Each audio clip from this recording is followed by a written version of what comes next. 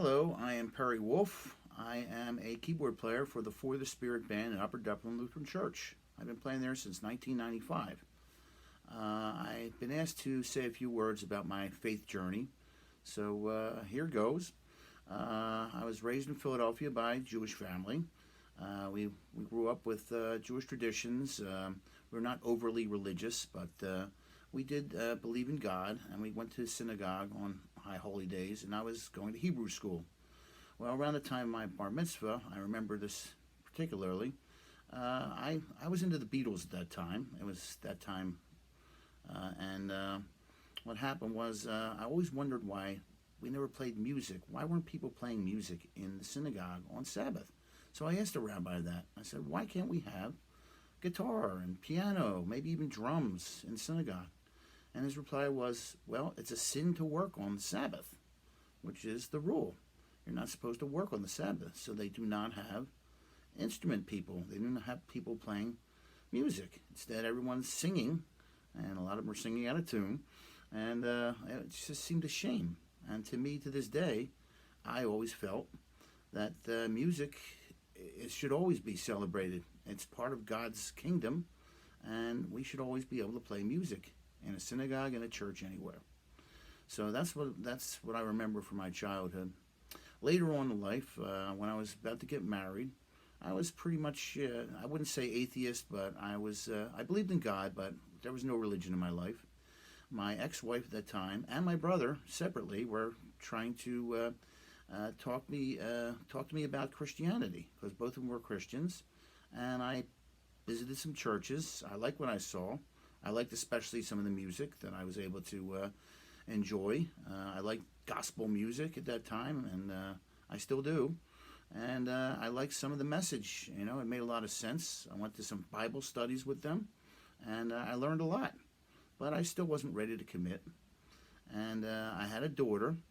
Around the time my daughter was 2, I was at work. My ex-wife was taking care of her, and she was very sick. So she was having a hard time. She was coughing bad and wasn't breathing well. So the doctor said, bring her to the hospital. So my ex-wife got her into the car and started heading to the hospital. And on the way to the hospital, my daughter started coughing a lot, and it sounded scary. And what happened was my ex-wife thought that she was going to stop breathing.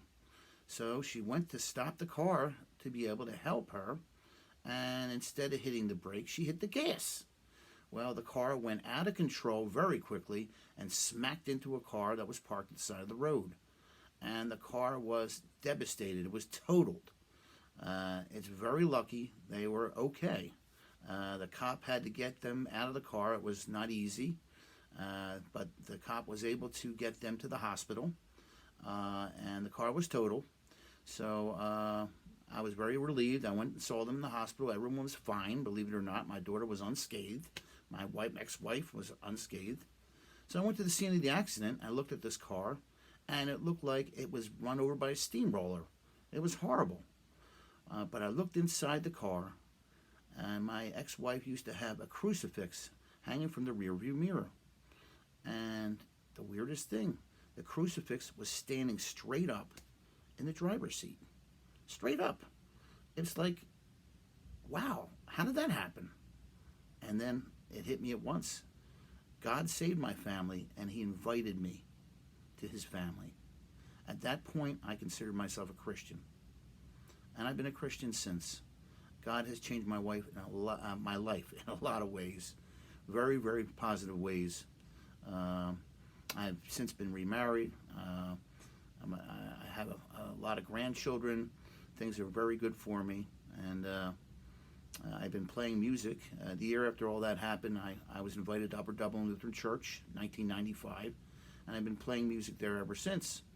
And I intend to continue. I believe it's what I was called to do. And I thank God for inviting me to his family. And I love God. I love Jesus. And what else can I say? That's my story. Thank you very much, and have a good night.